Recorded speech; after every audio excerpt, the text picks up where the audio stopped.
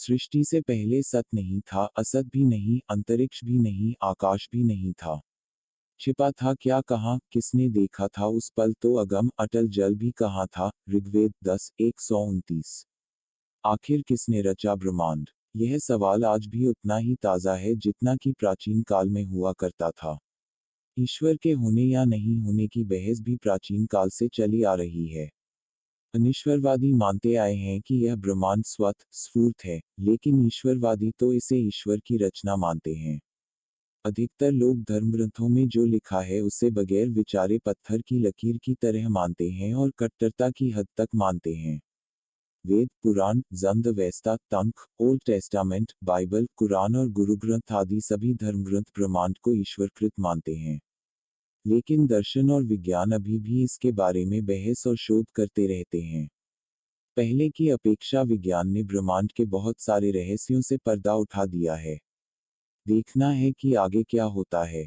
Stephen Hawking. कुछ दिनों पूर्व विश्व के अग्रणी भौतिक विज्ञानी स्टीफन हॉकिंग ने निष्कर्ष निकाला था कि ईश्वर ने यह ब्रह्मांड नहीं रचा है, बल्कि वास्तव में यह भौतिक विज्ञान के अपरिहार्य नियमों का नतीजा है। हॉकिंग ने अपनी नवीनतम किताब द ग्रैंड डिजाइन में कहा कि चूंकि गुरुत्वाकर्षण जैसे कानून हैं, ब्रह्मांड कुछ नहीं से खुद को सृजित कर सकता है और करेगा। स्वतः स्फूर्त सृजन के चलते ही कुछ नहीं के बजाय कुछ है, ब्रह्मांड का वजूद है, हमारा वजूद है। ए हिस्ट्री ऑफ टाइम से दुनिया को चौंकाने वाले भौतिक विज्ञानी ने अपनी इस नई किताब में सर आइजक न्यूटन की इस अवधारणा को खारिज कर दिया कि ब्रह्मांड स्वतः स्फूर्त ढंग से बनना शुरू नहीं कर सकता, बल्कि ईश्वर ने उसे गति दी है। डेली टेलीग्राफ की एक रिपोर्ट के अनुसार हॉकिंग ने कहा कि ब्लू टच पापा को रोशन करने और ब्रह्मांड के आगाज के लिए ईश्वर का आह्वान करना जरूरी नहीं है। उल्लेखनीय है कि 1968 की अपनी किताब ए हिस्ट्री ऑफ टाइम में हॉकिंग ने ब्रह्मांड के सृजन में ईश्वर की भूमिका खारिज नहीं की थी। ब्रह्मांड की उम्र 2002 में हुए एक शोध अनुसार हबल अंतरिक्ष दूरबीन ने हमारी आकाशगंगा के प्राचीनतम तारों का पता लगाया है, जिसके आधार पर ब्रह्मांड की उम्र 13 से 14 अरब वर्ष के बीच आंकी गई है। वैज्ञानिकों ने आकाशगंगा के अत्यंत छोटे और बुझते तारों को 7000 प्रकाश वर्ष दूर क्षय होते तारों के एक झुंड में खोजा। इन बुझते तारों के मौजूदा तापमान के आधार पर वैज्ञानिकों ने हिसाब लगाया कि अधिकतम 13 अरब वर्ष पहले इनका जन्म हुआ होगा। पहले ब्रह्मांड की उम्र 15 अरब वर्ष मानी जा रही थी। इस तरह पहली ब्रह्मांड की उम्र का आधार तारों के ठंडे होने की रफ्तार को बनाया गया है। इससे पहले ब्रह्मांड के फैलने की दर को इसकी उम्र मापने का आधार बनाया गया था, जिसके आधार पर 15 अरब वर्ष माना जाता रहा। इस ताज़ा खोज के महत्व को स्पष्ट करते हुए स्पेस टेलीस्कोप साइंस इंस्टीट्यूट के ब्रूस मेर्गो ने कहा कि ये बिल्कुल वैसा ही है कि आपको अपनी उम्र मालूम है, लेकिन इस बारे में आपके पास कोई सबूत नहीं है। कैसे हुई ब्रह्मांड की उत्पत्ति? धर्म तो सीधे सीधे ईश्वर को रचयिता मानकर छुटकारा पा लेता है, जैसे कि तंख, बाइबल और कुरान के अनुसार इसे 6 दिन में ईश्वर ने रचा और 7वें दिन उसने आराम किया। बस। लेकिन इस संबंध में वेद और विज्ञान की धारणाएं भिन्न हैं। लगभग 14 अरब साल पहले ब्रह्मांड नहीं था, सिर्फ अंधकार था। अचानक एक बिंदु की उत्पत्ति हुई। फिर वह बिंदु मचलने लगा। फिर उसके अंदर भयानक परिवर्तन आने लगे। इस बिंदु के अंदर ही होने लगे विस्फोट। तब अंदर मौजूद प्रोटॉन्स की आपसी टक्कर से अपार ऊर्जा पैदा हुई। विस्फोट बदला महाविस्फोट में। इन महाविस्फोटों से ब्रह्मांड का निर्माण होता रहा। आज भी ब्रह्मांड में महाविस्फोट होते रहते हैं। इस तरह ब्रह्मांड लगातार फैल रहा है। बस यही बिग बैंग थ्योरी है, जो कुछ हद तक सही भी हो सकती है। अब प्रश्न यह है कि क्या सच में ही ऐसा हुआ? क्या ऊर्जा से आकाश, हवा, पानी, ग्रह, तारे, पृथ्वी और इंसान बने? कैसे तय हुई दिशाएं? कहां से आया समय? कैसे बना पदार्थ? किसने बनाया इसे? किसने किया महाविस्फोट? सच क्या है, यह कोई नहीं जानता। यदि कोई जानने का प्रयास नहीं करता तो उसके लिए धर्म के रेडीमेड उत्तर ही सही है, उसी मेढक की तरह जिसकी कहानी हम बचपन से सुनते आए हैं। हिंदू धर्म अनुसार क्या है ब्रह्मांड उत्पत्ति का सिद्धांत? जानिए। वेद कहते हैं कि ईश्वर ने ब्रह्मांड नहीं रचा। ईश्वर के होने से ब्रह्मांड रचाता गया। उसकी उपस्थिति ही इतनी जबरदस्त थी कि सब कुछ होता गया। आत्मा उस ईश्वर का ही प्रतिबिंब है।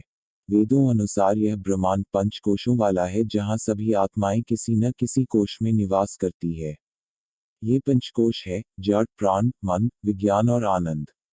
यहाँ पर वेद और पुराणों दोनों के ही सिद्धांत प्रस्तुत है। अरबों साल पहले ब्रह्मांड नहीं था, सिर्फ अंधकार था। अचानक एक बिंदु की उत्पत्ति हुई। फिर वह बिंदु मचलने लगा। फिर उसके अंदर भयानक परिवर्तन आने लगे। इस बिंदु के अंदर ही होने लगे विस्फोट।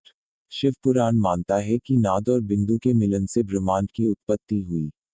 नाद अर्थात ध्वनि और बिंदु अर्थात प्रकाश।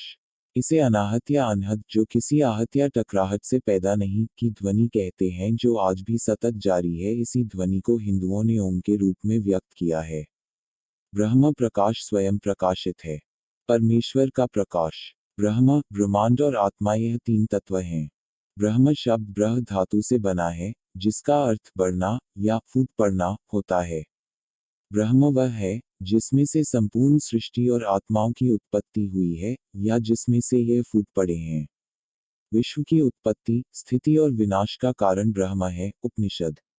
जिस तरह मकड़ी स्वयं स्वयं में से जाले को बुनती है, उसी प्रकार ब्रह्म भी स्वयं में से स्वयं ही विश्व का निर्माण करता है।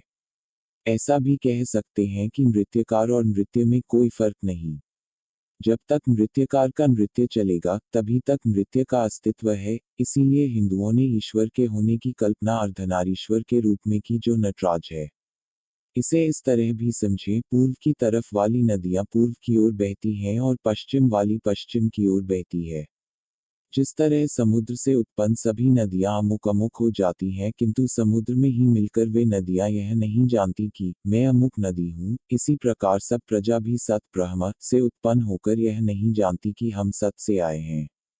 वे यहाँ व्याघ्र, सिंह, भेड़िया, वराह, कीट, पतंगा व डांस जो होते हैं, वैसा ही फिर हो जाते हैं। यही अनुरूप वाला आत्मा जगत है। छांदोग्य। महाकाश व घटाकाश, ब्रह्म स्वयं प्रकाश है। उसी से ब्रह्मांड प्रकाशित है।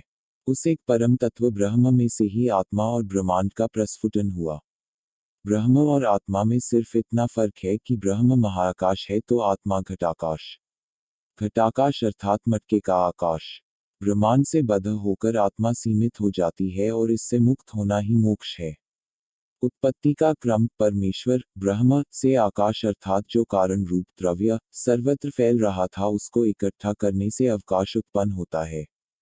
वास्तव में आकाश की उत्पत्ति नहीं होती, क्योंकि बिना अवकाश खाली स्थान के प्रकृति और परमाणु कहाँ ठहर सके, और बिना अवकाश के आकाश कहाँ हो। अवकाश अर्थात जहाँ कुछ भी नहीं है, और आकाश जहाँ सब कुछ है।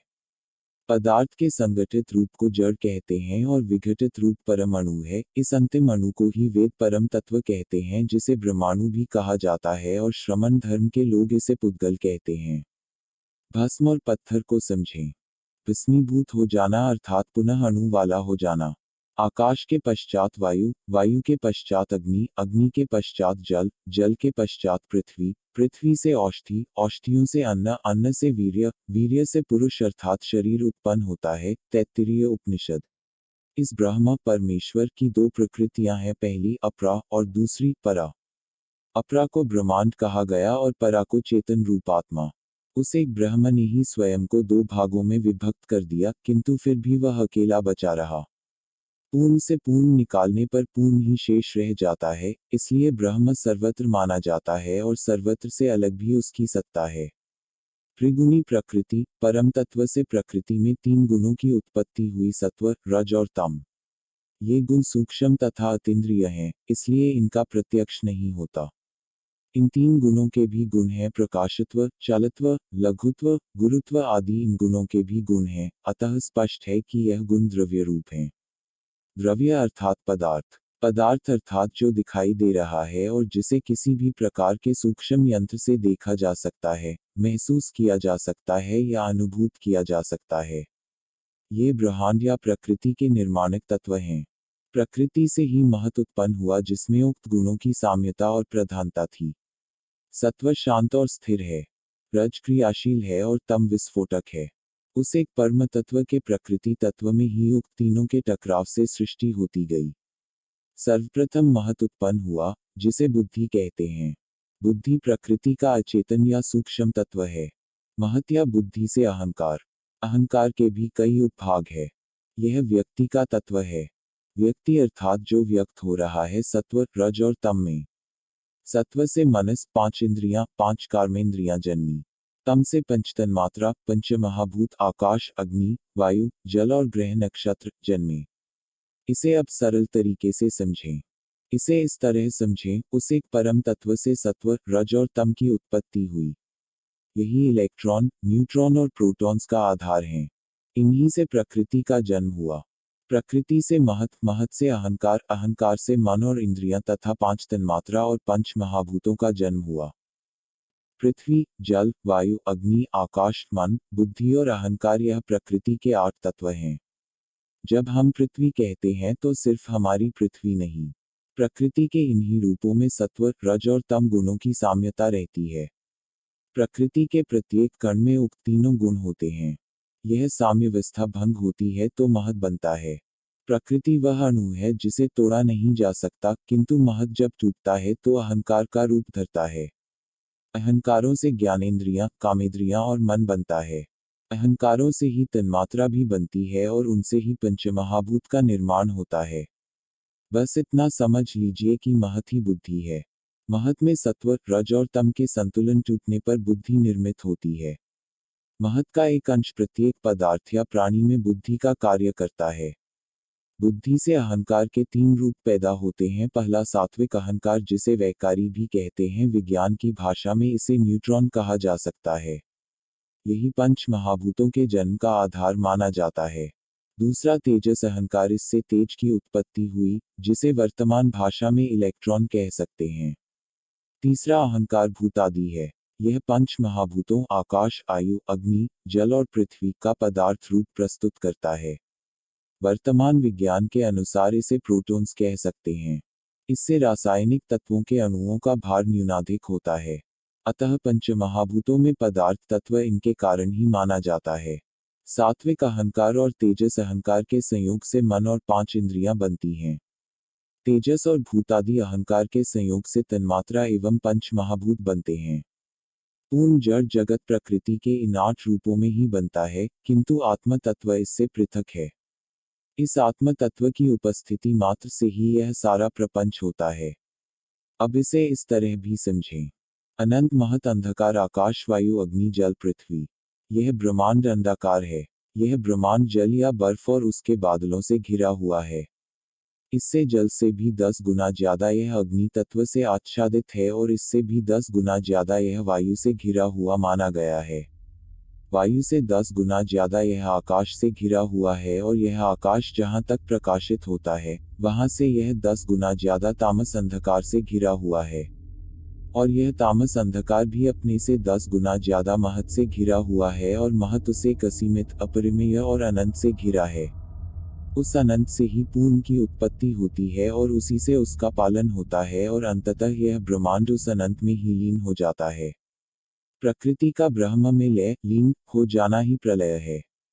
यह संपूर्ण ब्रह्मांड ही प्रकृति कही गई है। इसे ही शक्ति कहते हैं।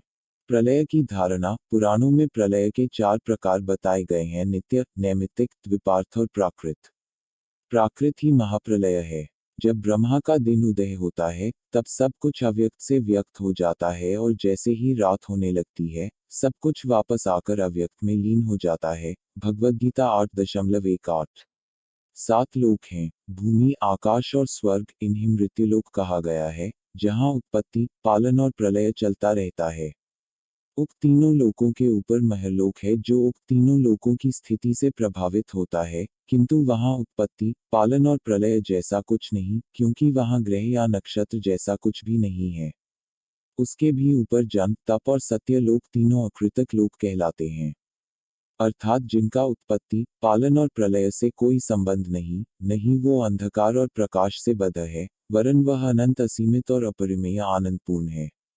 श्रेष्ठ आत्माएं पुनः सत्यलोक में चली जाती हैं, बाकी सभी त्रैलोक्य में जन्म और मृत्यु के चक्र में चलती रहती हैं। जैसे समुद्र का जल बादल बन जाता है, फिर बादल बरसकर पुनः समुद्र हो जाता है। जैसे बर्फ जमकर फिर पिघल जाती है। सबसे ज्यादा पसंद करी जाने वाले आध्यात्मिक वीडियो, आपकी आंखें खोल देने वाले, आपको मेडिटेशन सिखाने वाली और सभी धारणाओं को समझ के साथ video, simple and best. Video अच्छी लगी है तो चैनल को लाइक और सब्सक्राइब करें और बने रहिए अगले वीडियो में, फिर जल्दी मिलेंगे।